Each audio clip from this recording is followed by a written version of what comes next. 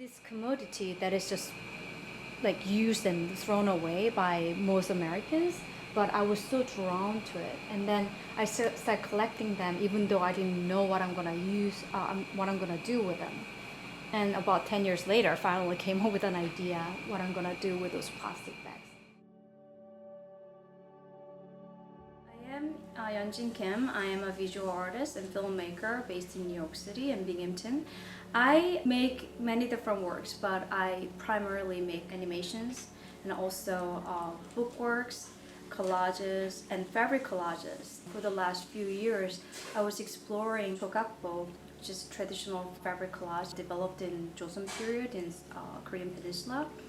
I start making those things because I was interested in the culture and society I grew up. I start explore what I was interested in as a little child and what I learned at school. And that's when I came across this idea of Jogakbo.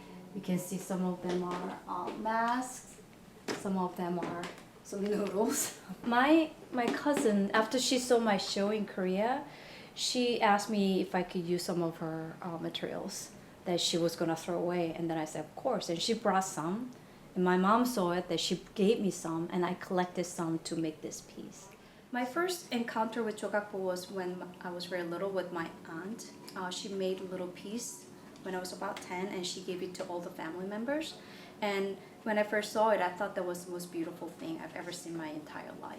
I was very interested in things that is supposed to be discarded or invisible. And I thought that I myself as a minority or a colored person being invisible in an American or New York society. So I started making Jogakbo, not with fabric, but more with plastic bags. As I was also working in collaboration in many different places in New York City, I started working with the fabric as well. And then that opened up a whole new possibility of making Jogakbo. Because in traditional Jogakbo, the fabric they used was more like rami, which is more like a linen, and then there's no patterns. But in contemporary society, using scrap fabric, a lot of it has patterns.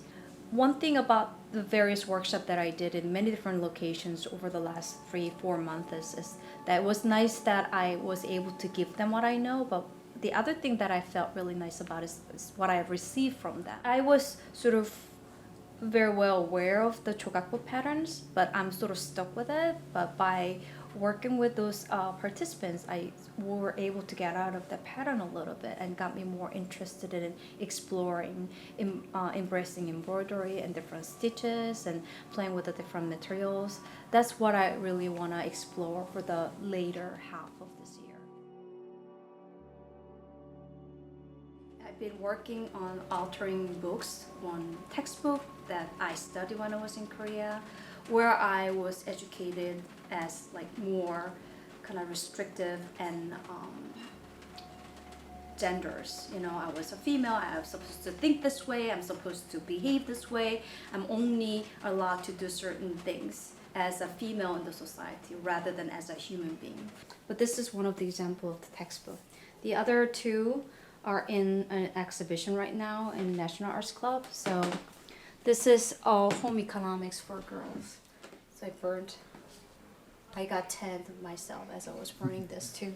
I thought that what they taught in the school at the time, this is one of the textbooks that I studied, is you know, they teach girls how to cook, how to mend clothes, how to clean, and how to, you know, embroidery and stuff. And it's not just the technique that you need to know, but it really refine women. You know, it's like this is how women should behave, women's role, and then this is female's job, not anybody else's. So they really kind of burn in my brain that what I should be. So I thought that the process of burning was sort of similar, the education, indoctrination they got on me. So that's why I wanted to burn it with the magnifying glass.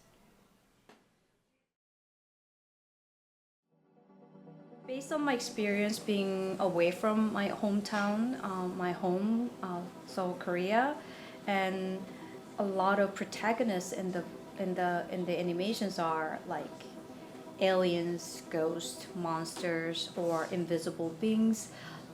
And also it narrates my experience of being alien in this society as well. So I make paper puppets and then make miniature sets, and I sometimes do stop action animation, sometimes do live actions and create animation and a lot of things.